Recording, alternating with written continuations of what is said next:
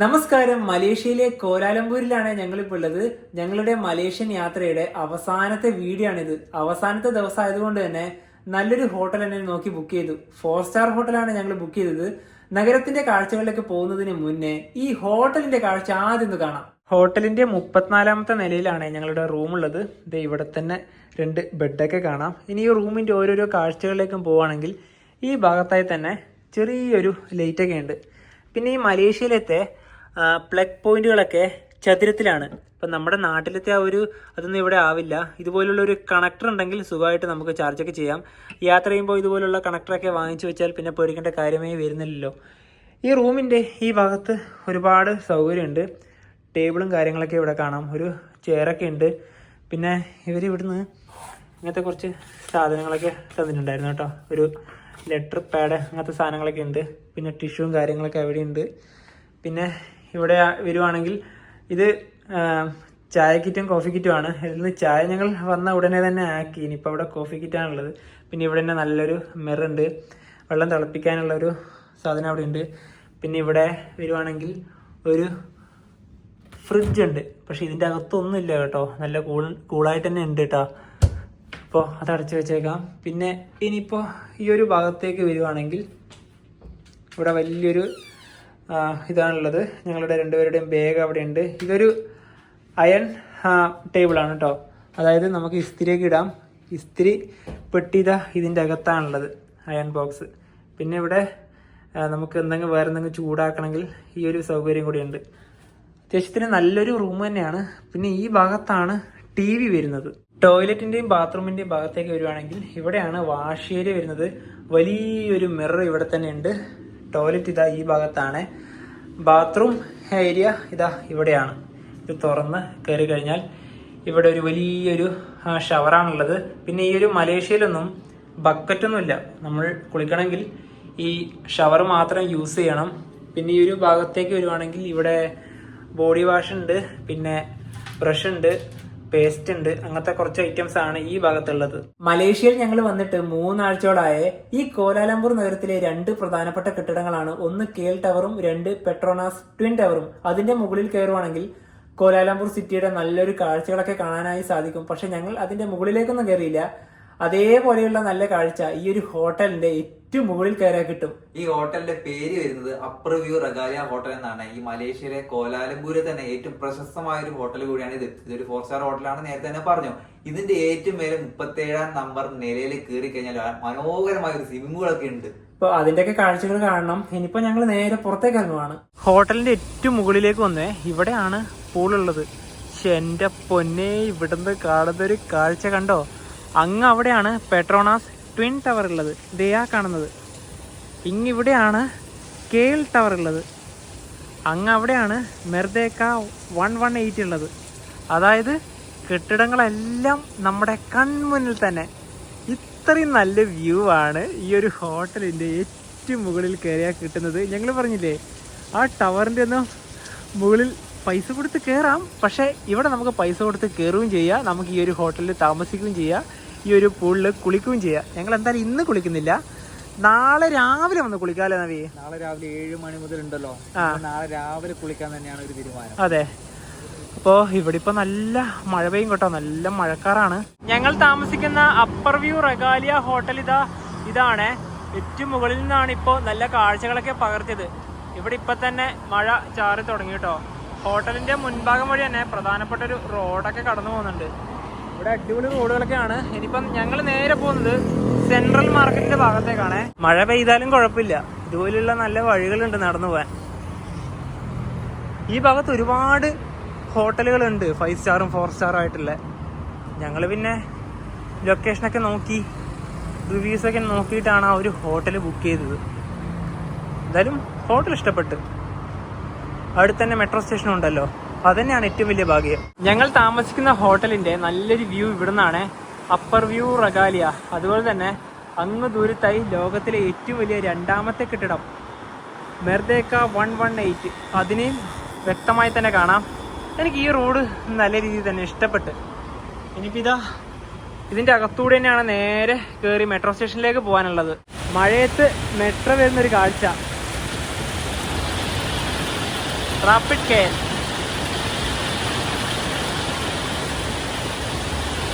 വരണിതാ ഇവിടുന്ന് പോവുകയാണ്.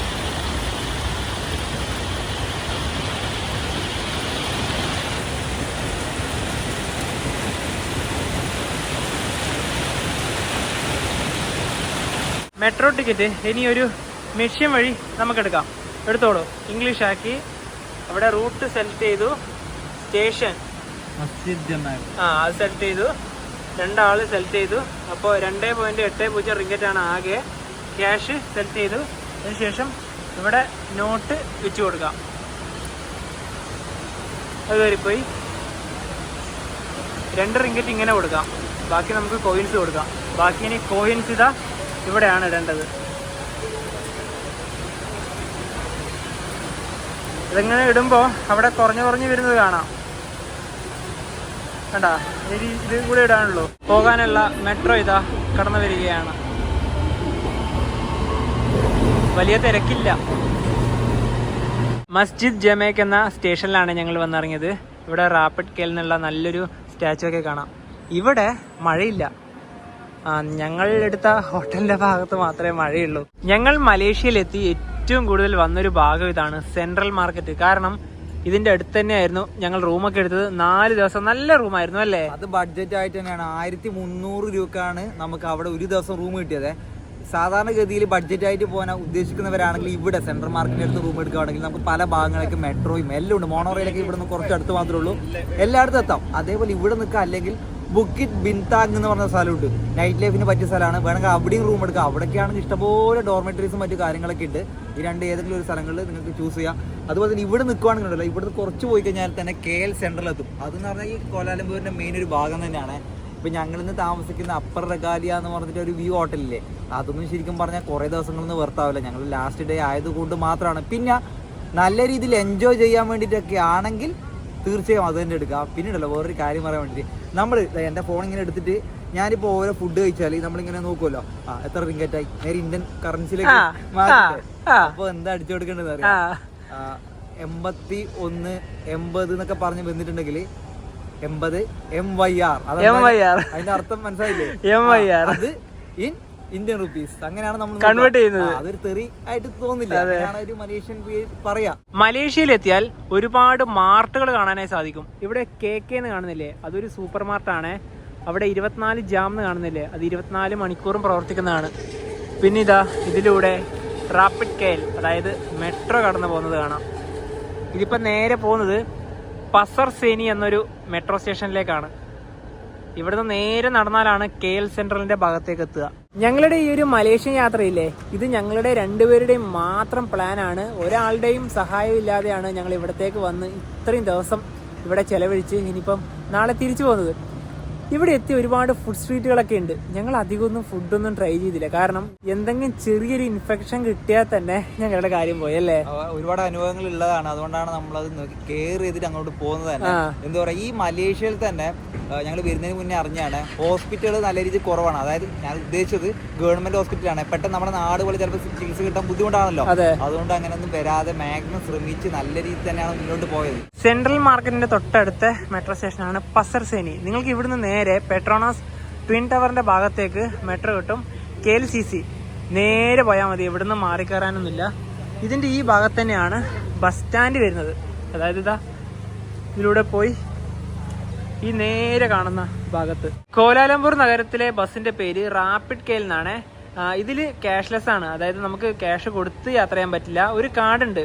ആ കാർഡ് എടുത്ത് ഇതിന്റെ അകത്ത് കയറി അവിടുന്ന് സ്വൈപ്പ് ചെയ്താൽ മാത്രമാണ് ഇതിൽ യാത്ര ചെയ്യാൻ പറ്റുക. ഇവിടെ ഇതാ റാപ്പിഡ് കെയിൽ ഡബിൾ ഡെക്കർ ബസ്, 1 അല്ല 2 എണ്ണം. ഇതിലാ കയറുന്ന ഭാഗത്ത് തന്നെയാണ് കാർഡ് കാണിക്കാനുള്ള ഒരു ഭാഗമുള്ളത്. ബസ്സിൽ യൂസ് ചെയ്യുന്ന ആ കാർഡില്ലേ, അത് നമുക്ക് എയർപോർട്ടിൽ തന്നെ നമുക്ക് പർച്ചേസ് ചെയ്യാം കേട്ടോ. കൂടാതെ തന്നെ ഇവിടെ മാത്രമാണ് ആ കാർഡിന്റെ ആവശ്യകത ഉള്ളത്. നേരെ ജോർജ് ടൗണിലോ അതുപോലെ തന്നെ JBയിലൊക്കെ പോയ സമയത്ത് ആ കാർഡ് യൂസ് ചെയ്തിട്ടേ ഇല്ല. ഞങ്ങൾ ഓൾറെഡി ആ കാർഡ് വാങ്ങിയതുമില്ല കേട്ടോ, അത് വേറെ കാര്യം. അപ്പോൾ അവിടെയൊക്കെ ആണെങ്കിൽ നമ്മൾ നേരെ ഡയറക്റ്റായിട്ട് ബസ്സിൽ കയറുന്ന സമയത്ത് അവിടെ മുന്നിൽ ഡ്രൈവറിന്റെ ഭാഗത്ത് ഒരു ബോക്സ് ഇട്ടുണ്ടാവും. ആ ബോക്സിലാണ് നമ്മൾ പൈസ നിക്ഷേപിക്കേണ്ടത്. അതായത് ടിക്കറ്റ് റേറ്റ് ഇപ്പോൾ എക്സാമ്പിൾ പറയുകയാണെങ്കിൽ 4.50 റിങ്കറ്റാണ് വന്നിട്ടുണ്ടെങ്കിൽ കറക്റ്റ് ആ പൈസ തന്നെ വേണം. അല്ലാതെ 5 റിങ്കറ്റ് ഇട്ടിട്ട് ബാക്കി 5.0 നമുക്ക് തിരിച്ച് കിട്ടൂല, അവർ തരൂല. അപ്പം കൃത്യമായിട്ട് തന്നെ നമ്മൾ അതിൽ നിക്ഷേപിക്കണം. ഞങ്ങൾ ഞങ്ങൾ കൃത്യമായിട്ട് തന്നെ നിക്ഷേപിച്ചിട്ടാണ് യാത്ര ചെയ്തത്. പക്ഷേ പറ്റിക്കപ്പെടാനും ചാൻസ് ഉണ്ട്. അങ്ങനെ ഞങ്ങൾ സ്കാം ചെയ്തോ എന്നൊരു സംശയമുണ്ട്. വേറെ ഞാൻ എക്സാമ്പിൾ പറഞ്ഞുതരാം. ഞങ്ങൾ പെനാങ്ങിൽ പോയ സമയത്ത് ഏകദേശം 6 കിലോമീറ്ററൊക്കെ പോകാൻ വേണ്ടി 2 റിങ്കറ്റാണ് ഒരാൾക്ക് വന്ന ചാർജ്. പക്ഷേ JBയിൽ പോയ സമയത്ത് 6 കിലോമീറ്ററിനടുത്ത് പോകാൻ വേണ്ടി ഞങ്ങൾക്ക് ഒരാൾക്ക് 5 റിങ്കറ്റ് വന്നു. ഞങ്ങൾക്ക് ആ ധൃതിയിൽ ഞങ്ങൾ എന്താ പറയുക, പൈസ കൊടുത്ത് ടിക്കറ്റ് വാങ്ങിയില്ല. ആ ഒരു ഡ്രൈവർ ഞങ്ങളെ പറ്റിച്ചതാകാൻ തന്നെയാണ് ചാൻസ്. പിന്നെ ഞങ്ങൾ ഇറങ്ങിയ ശേഷമാണ് ചിന്തിച്ചത്. അങ്ങനെ ഞാൻ പറഞ്ഞു വന്നത്, ബസ്സിലൊക്കെ യാത്ര ചെയ്യുന്ന സമയത്ത് ടിക്കറ്റ് ചോദിച്ചു വാങ്ങാം. ഞായറാഴ്ച സമയങ്ങളിൽ വളരെയധികം തിരക്കുള്ള ഒരു സ്ട്രീറ്റാണ് ജലാൻ പെറ്റാലിംഗ്, അതായത് പെറ്റാലിംഗ് സ്ട്രീറ്റ്. ഇനിയിപ്പോൾ നേരെ പെറ്റാലിംഗ് സ്ട്രീറ്റിൻ്റെ ഭാഗത്തേക്ക് പോവാം. ശരിക്കും ഇവിടെ രാത്രിയിലും നല്ല തിരക്കുണ്ട് കേട്ടോ. പിന്നെ കയറി വരുന്ന ഇവിടെ തന്നെ കുറച്ച് ഐറ്റംസൊക്കെ റെഡിയാക്കി വെച്ചിട്ടുണ്ട്. ഇവിടെ ദുരിയാൻ എന്ന് പറഞ്ഞൊരു ഫ്രൂട്ട് ഉണ്ട്. അതിൻ്റെ പൈസ വയ്ക്കുവാണ്.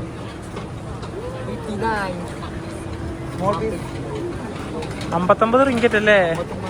ചെറിയ പീസ് ഉണ്ടെങ്കിൽ പിന്നെ വാങ്ങിക്കായിരുന്നു അല്ലേ?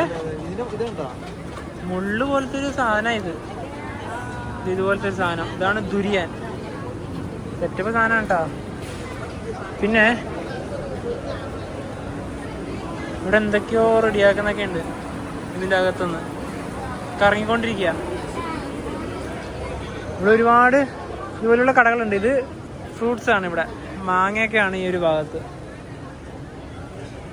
ഈ സ്ട്രീറ്റ് ശരിക്കും പറഞ്ഞാൽ ഒരുപാട് നടന്ന് കാണാനുണ്ട്. മഴ പെയ്താൽ മൊത്തം പോകും. അതാണ്. ഇത് പോർക്കാണ്, പന്നിയാണ് ഇവിടെ. പോർക്കിൻ്റെയും അതുപോലെ തന്നെ ചിക്കൻ്റെയും കേട്ടോ. ഇത് ചിക്കൻ മീറ്റ്. അപ്പോൾ അതാ ആ ഒരു മീറ്റുകളാണ് നിങ്ങൾ ഈ ഭാഗത്തായി കാണുന്നത്. നമ്മൾ ഈ മാർക്കറ്റിലേക്ക് കയറി വരുമ്പോൾ ആദ്യം തന്നെ കണ്ടില്ലേ, അതും പോർക്ക് തന്നെയാണ്. പിന്നെ ഇവിടെ കരിമ്പ്. ഇവിടെ എല്ലാവരും പോർക്കും ബീഫും ചിക്കനൊക്കെ കഴിക്കും. അങ്ങനത്തെ പ്രശ്നമൊന്നുമില്ല.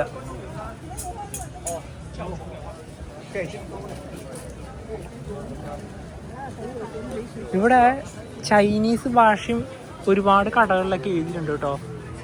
നല്ല തിരക്കായി. ഇവിടെ ദുരിയാൻ്റെ തന്നെ ഒരു ഷോപ്പുണ്ട്, ദുരി. അതുപോലെ തന്നെ ഇനിയിപ്പോൾ ഇവിടെയൊക്കെ ഫുഡ് കിട്ടുന്നതാണ്. ചിക്കൻ വിങ് ആണ് ഇവിടെ ഉള്ളത്. നമ്മളിപ്പോൾ പറഞ്ഞാൽ ഇപ്പം തന്നെ ഇവിടുന്ന് റെഡിയാക്കി തരും. എല്ലാം ഗ്രിൽ ചെയ്തെടുക്കുകയാണ് കേട്ടോ. സെറ്റ് സാധനം. വേറെ എന്തൊക്കെയോ ഉണ്ട്. ഇതുവരെ കാണാത്ത പല ഐറ്റംസും ഉണ്ട് ഇതിൻ്റെ അകത്ത്. അതാണ്. ഇനിയിപ്പോൾ ഈ ഒരു സ്ട്രീറ്റിൽ മൊത്തം ഇതുപോലുള്ള കടകളാണ്. ഇത് ദുരിയാൻ്റെ മാത്രം ഷോപ്പാണ് ഇവിടെ. ഇവിടെയൊക്കെ ഗ്രിൽ ചെയ്തെടുക്കുന്നത് കാണാം, ഓരോരോ ഐറ്റംസ്. നിങ്ങൾ ശരിക്കും പറഞ്ഞാൽ കോലാലംപൂർ വരുവാണെങ്കിൽ ഒരു പെറ്റാലിംഗ് സ്ട്രീറ്റിലേക്ക് വന്നോളൂ. ഇവിടെ നിങ്ങൾക്ക് ഇഷ്ടപ്പെടും എന്തായാലും. പിന്നെ ഒരുപാട് ബിയർ ഷോപ്പുകളും അതൊക്കെയാണ് ഈ ഭാഗത്ത്. ഇവിടെ ടേബിളൊക്കെ ഇട്ടിരിക്കുന്നില്ലേ, രാത്രിയായാലും എല്ലാവരും ഓരോ ബിയറൊക്കെ എടുത്ത് അടിച്ച് ചില്ല് ചെയ്ത് അവിടെ ഇരിക്കും. നല്ല സുഖമല്ലേ? റോഡിൻ്റെ അടുത്തുനിന്ന് ഇത്രയും കിടിലം വ്യൂ കൂടിയല്ലേ. ഒരു ബിയറിന് 10 റിങ്കറ്റൊക്കെയാണ്. ഇനി ഒരുമിച്ച് എടുക്കുവാണെങ്കിൽ എന്തായാലും കുറേയൊക്കെ ചെയ്യും. അവിടെ ഓരോരോ ബോർഡൊക്കെ ഉണ്ട്. ഈ വഴി മൊത്തം അങ്ങനെയാണ്. ഇതിൻ്റെ ഈ ഭാഗത്താണ് കൂടുതലും. അങ്ങ് ദൂരെയായി മലേഷ്യയുടെ ഫ്ലാഗ് ഉള്ള ഒരു ഭാഗമില്ലേ, അതാണ് മെർഡേക്ക സ്ക്വയർ, അതായത് ഇൻഡിപെൻഡൻസ് സ്ക്വയർ. അതിൻ്റെ പകലും രാത്രിയിലുമുള്ള നല്ല മനോഹരമായ കാഴ്ചകൾ ഞങ്ങൾ പകർത്തിയതാണ്. നവി, ഈ മലേഷ്യയിലെ കോലാലംപൂരിൽ നിന്ന് ഇനിയിപ്പോൾ തിരിച്ചു പോവുകയാണല്ലോ നാളെ, എന്താണ് ആദ്യം മനസ്സിൽ വരുന്നത്? മലേഷ്യയിൽ ഒരുപാട് സ്ഥലങ്ങൾ നമ്മൾ പോയി. ഇപ്പൊ JB ആയാലും പെനാങ്, ജോർജ് ടൗൺ ഭാഗത്ത്. പക്ഷെ അവിടെ ഒന്നും നമ്മൾ അത്രമാത്രം പൊരുത്തപ്പെട്ടിട്ടൊന്നുമില്ല. കാരണം വെച്ചാൽ കുറച്ച് ദിവസങ്ങളിൽ അവിടെ നിന്നുള്ളൂ. പക്ഷെ കോലാലംപൂർ എന്ന് പറഞ്ഞാൽ പകലെന്നോ രാത്രിയൊന്നോ ഇല്ലാതെ എന്തിന് ഈ സെൻട്രൽ മാർക്കറ്റിന്റെ ഭാഗത്ത് കൂടെ എത്ര തവണ ഞങ്ങൾ നടന്നതാണ്. ഞങ്ങൾ ശ്രീലങ്ക പോയ സമയത്ത് കൊളംബുമായിട്ട് നല്ല രീതിയിൽ അറ്റാച്ച്മെന്റ് വന്നതാണ്. അതേപോലെ എന്താ പറയാ, നമ്മുടെ ഇത് വിട്ടു പോകുന്ന സമയത്ത് നമ്മുടെ ഒരു ഹോമില്ലേ, ഹോം പോലെയാണ് ഇപ്പം. ഇത് വിട്ട് എങ്ങനെ പോകുന്ന മനസ്സൊന്ന് മറക്കാൻ കഴിയുന്നില്ല ഈ ഒരു കോലാലംപൂർ, ഈ ഒരു ഭാഗമൊക്കെ. സെൻട്രൽ മാർക്കറ്റിന്റെ ഭാഗത്ത് ഇങ്ങനെ ഒരു ഏരിയ ഉണ്ട്. പിന്നെ ഇവിടെ തന്നെ ഒരുപാട് ദുരിയാന്റെ സ്പെഷ്യൽ ഐറ്റംസ് ഒക്കെ ഉണ്ട്. ദുരിയാൻ സ്പ്രിംഗ് റോളൊക്കെ ഉണ്ട് കേട്ടോ. അതൊക്കെ ഇതാ ഈ ഭാഗത്ത് കിട്ടും. എല്ലാവർക്കും ഈ ഒരു ദുരിയാൻ പറ്റണമെന്നില്ല, ചിലർക്ക് വോമിറ്റിംഗ് ഒക്കെ വരും. രാത്രി ആയപ്പോൾ ഇതാ മെർഡേക്ക 118, അതിൻ്റെ നല്ലൊരു കാഴ്ചയാണ്. ഈ കെട്ടിടത്തിനാകെ 118 നിലകളാണുള്ളത്. ഇതിൻ്റെ കാഴ്ചകളൊക്കെ നമ്മുടെ റൂമിൻ്റെ ഭാഗത്തു നിന്നൊക്കെ കാണാം. ഇനിയിപ്പോൾ ഞങ്ങൾ നേരെ റൂമിൻ്റെ ഭാഗത്തേക്ക് തന്നെയാണ് പോകുന്നത്. അപ്പോൾ ഇവിടെ നേരെ ഇനിയിപ്പോൾ മെട്രോ സ്റ്റേഷനിലേക്ക് പോകണം. മെട്രോ കയറണം, നേരെ പോവാം. അങ്ങനെ നടന്ന് ഹോട്ടലിന്റെ ഭാഗത്തെത്തിയേ. ഇനി ഏറ്റവും ടോപ്പിൽ പോവാം. രാത്രിയിലത്തെ കാഴ്ച എങ്ങനെയാണെന്ന് കാണണ്ടേ. എന്റെ പൊന്നെ, രാത്രിയിൽ തന്നെയാണ് ഇവിടെ വന്ന് ഈ ഒരു കാഴ്ച കാണേണ്ടത്. പെട്രോണാസ് ട്വിൻ ടവറിന്റെ ലൈറ്റ് ഒക്കെ ഇട്ടുകൊണ്ടുള്ള രാത്രിയിലെ ഒരു വ്യൂ കാണുന്നില്ലേ. ആ 2 കെട്ടിടത്തിന്റെയും മനോഹരമായ കാഴ്ചയാണ് ഇവിടുന്ന് ലഭിക്കുന്നത്. പിന്നെ അങ്ങ് അതിലൂടെ വാഹനങ്ങളൊക്കെ പോകുന്നത് കാണാം. വലിയൊരു റോഡ് തന്നെയാണത്. പിന്നെ ഈ ഭാഗത്ത് ഇതാ KL ടവർ, ഓരോ നിറങ്ങളും ഓരോ സമയത്ത് മാറി മാറി വരുന്നതൊക്കെ കാണാം. പിന്നെ ഇവിടെ JKG എന്നൊക്കെ എഴുതിയിട്ട് വേറൊരു കെട്ടിടമൊക്കെ കാണാം കേട്ടോ. പിന്നെ ഇവിടെ ഇതാ മെർദേക്ക 118, അതും നല്ല എന്താ പറയുക ലൈറ്റൊക്കെ ഇട്ട് അടിപൊളിയാണ്. പിന്നെ അങ്ങ് അവിടുന്ന് പടക്കമൊക്കെ പൊട്ടുന്നുണ്ട് കേട്ടോ. അത് ആ ഒരു ഭാഗത്തു നിന്നാണ്. പിന്നെ ഇവിടെ ഈ സമയത്ത് ഒരുപാട് മലയാളീസൊക്കെ ഉണ്ട് കൂടുതൽ. കാരണം എല്ലാവരും വരുന്നൊരു പ്രധാനപ്പെട്ട ഒരു ലൊക്കേഷൻ തന്നെയാണിത്. ശരിക്കും ഇവിടെ വന്നാൽ മതി എല്ലാ ദിക്കും കാണാൻ കേട്ടാ. ഇത്രയും കിട്ടിലും വ്യൂ കിട്ടുന്നത് ഞാൻ ഒരിക്കലും പ്രതീക്ഷിച്ചില്ല. ഇത് ശരിക്കും പറഞ്ഞാൽ വെറുത്ത് തന്നെയാണ്. Good morning. ഇന്നലെ രാത്രി പൂളൊക്കെ കണ്ട് പിന്നെ പെട്ടെന്ന് തന്നെ പോയി കിടന്നുറങ്ങി. ഇന്നിപ്പോൾ രാവിലെ 8 മണിയായതേ ഉള്ളൂ. ഇതിൻ്റെ 4th ഫ്ലോറാണ് ഇത്. നമ്മൾ താമസിക്കുന്ന ഒരു ഹോട്ടലിൻ്റെതാ നല്ലൊരു കാഴ്ച നമുക്ക് ഇവിടെ നിന്നൊക്കെ കാണാനായി സാധിക്കും. ഇവിടെയാണ് ജിമ്മും റെസ്റ്റോറൻറ്റും അങ്ങനത്തെ കുറച്ച് സംഭവങ്ങളൊക്കെ ഉള്ളത്. പിന്നെ ഇവിടെ ഇങ്ങനെ ഒരു ഐറ്റം ഉണ്ട്. ഇതിലൂടെ ഒരുപാട് മീനുകളൊക്കെ ഇതാ നീന്തി പോകുന്നതൊക്കെ നമുക്ക് കാണാം. നല്ല രസമല്ലേ ഇതിനെ കാണാൻ. ഇത് ഇവിടെ ഉണ്ട് കേട്ടാ ഒരുപാട് വെറൈറ്റി മീനുകളൊക്കെ. ഇത് ഒരു മീൻ നമ്മളെ നോക്കി ഇങ്ങനെതാ എന്തോ പറയുകയാണെന്ന് തോന്നുന്നത്. കുറേ ഉണ്ട് കേട്ടോ. ഇവറ്റകൾ മിക്കവാറും തുള്ളി ഇങ്ങോട്ട് ഇങ്ങനെ വരുന്ന രീതിയിലാവും. ഇതാ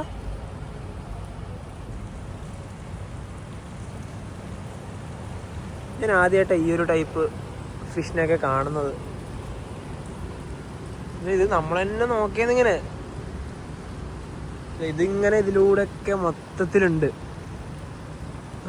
ജിമ്മുള്ളത് അങ്ങ് ആ ഒരു ഏരിയയിലാണ്. ഇവിടെയാണ് ഫുഡൊക്കെ ഉള്ളത്. ഇതിപ്പോൾ ഓപ്പൺ ആയിട്ടുണ്ട് ഇവിടെ രാവിലെ. ഇവിടെ തന്നെയാണ് ഒരു മിനി മാർക്കറ്റൊക്കെ വരുന്നത്. അത്യാവശ്യം സാധനങ്ങളൊക്കെ നമുക്ക് ഇവിടുന്ന് വാങ്ങിച്ചിട്ട് വേണമെങ്കിൽ റൂമിലേക്കൊക്കെ പോവാം. പിന്നെ ഈ ഭാഗത്താണ് ജിമ്മ് വരുന്നത്. പിന്നെ ഇവിടെ തന്നെ ATM ഉണ്ട്. ഇതുവഴിക്ക് ഇങ്ങനെ നടക്കാനുള്ള സൗകര്യമൊക്കെ ഉണ്ട്. പിന്നെ ജിമ്മിൻ്റെ ഇതുവഴി ഇതാ ഇങ്ങനെ നടക്കാം. ഞങ്ങൾ പിന്നെ ജിമ്മിൻ്റെ അകത്തേക്കൊന്നും കയറുന്നില്ല കേട്ടോ. ഒരുപാട് വർക്കൗട്ടുകൾ നമുക്ക് ചെയ്യാനുള്ള മെഷീനുകളുണ്ട് ഇവിടെ. പിന്നെ ഇവിടെയും വേറൊരു മാർട്ടും കൂടി ഉണ്ട്. അപ്പോൾ ഒരുപാട് മാർട്ടുകൾ ഉണ്ട് കേട്ടോ ഇതിൻ്റെ അകത്ത് തന്നെ. രാവിലെ തന്നെ നവീത പൂളിലേക്ക് ഇറങ്ങിയിരിക്കുകയാണ്. ഇനിയിപ്പോൾ ഒരു 2 റൗണ്ട് നീന്തിയിട്ടൊക്കെ വാ.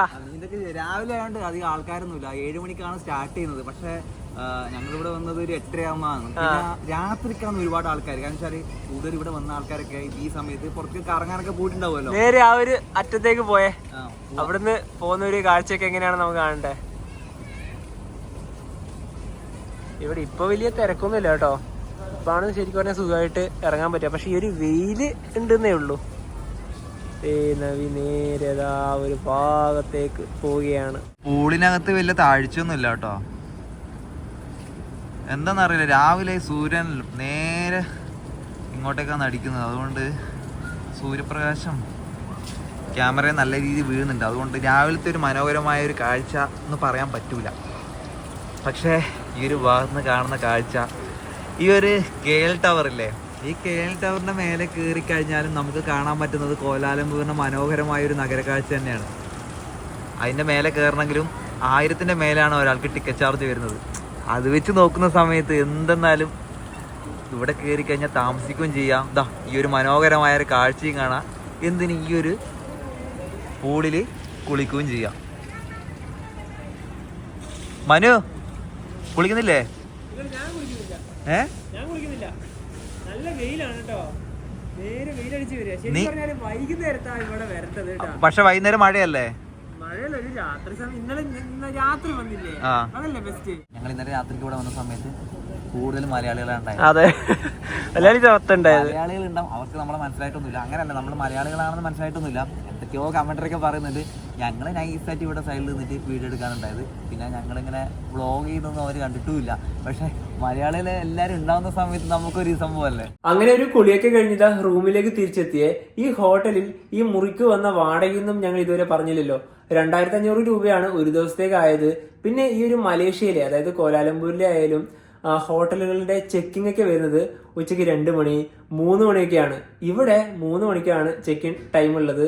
പിന്നെ കയറുന്ന സമയത്ത് തന്നെ ഡെപ്പോസിറ്റ് എമൗണ്ട് ആയിട്ട് ഒരു 100 റിങ്കറ്റ് ഞങ്ങൾ ഇവിടെ കൊടുത്തിട്ടുണ്ടായിരുന്നു. അതിനിപ്പോൾ ചെക്കൗട്ട് ചെയ്യുമ്പോൾ തിരിച്ചു കിട്ടും. ഒരുപാട് നാളായല്ലോ ഇപ്പൊ മലേഷ്യയിൽ ഞങ്ങൾ. ഇന്ന് രാത്രി 10 മണിക്കാണ് ഇവിടെ നിന്ന് നേരെ ഇന്ത്യയിലേക്കുള്ള വിമാനം ഉള്ളത്. അതുപോലെ തന്നെ ഈ ഒരു റൂമിന്റെ ചാർജ് കുറച്ച് ചെലവേറിയായിട്ട് നമുക്ക് തോന്നുമല്ലോ. അത് നോക്കി കഴിഞ്ഞിട്ടുണ്ടെങ്കിൽ നമ്മുടെ KL ടവർ ഇല്ലേ, ഈ പറഞ്ഞ കോലാലംപൂരത്തെ പ്രധാനപ്പെട്ട അട്രാക്ഷൻ ആണ്. അതിന്റെ മേലെ കയറണമെങ്കിൽ നമുക്ക് ഇന്ത്യൻ രൂപ ഏകദേശം, കാരണം വെച്ചാൽ നമ്മൾ ഇവിടെ ഫോറിനേഴ്സ് ആണ്, 1000ന്റെ മേലൊക്കെ കൊടുക്കേണ്ടതായിട്ടുണ്ട്. അപ്പൊ ഞങ്ങൾക്ക് 2 പേർക്കും തന്നെ നല്ല ചെലവാണ്. ഞങ്ങൾ അതിന്റെ മേലൊന്നും കയറിയിട്ടില്ല. സെയിം തന്നെയാണ് പെട്രോണസ് ടവറിന്റെ. അപ്പൊ അതൊക്കെ വെച്ച് നോക്കുന്ന സമയത്ത് ഈ ഒരു ഹോട്ടൽ എടുത്തത് അത്ര വലിയ ആയിട്ട് നമുക്ക് തോന്നുക. കാരണം നമുക്ക് ഇവിടെ താമസിക്കുകയും ചെയ്യാം, നല്ല മനോഹരമായ കാഴ്ചയും കാണാൻ വേണ്ടി പറ്റും. ഇപ്പൊ എന്താ പറയാ, അടുത്ത ദിവസം ഇനിയിപ്പോ നമ്മൾ നേരെ ഇന്ത്യയിലേക്കുള്ള ആ ഒരു യാത്രയുടെ കാഴ്ചകളൊക്കെയാണ്. അതിനൊക്കെ വേണ്ടി വെയിറ്റ് ചെയ്യാം. അപ്പോൾ ഈ ഒരു വീഡിയോയിലേക്ക് ഇഷ്ടപ്പെടുന്നതായിരിക്കുന്നു. അപ്പൊ നമുക്ക് മറ്റു വീഡിയോ ബൈ.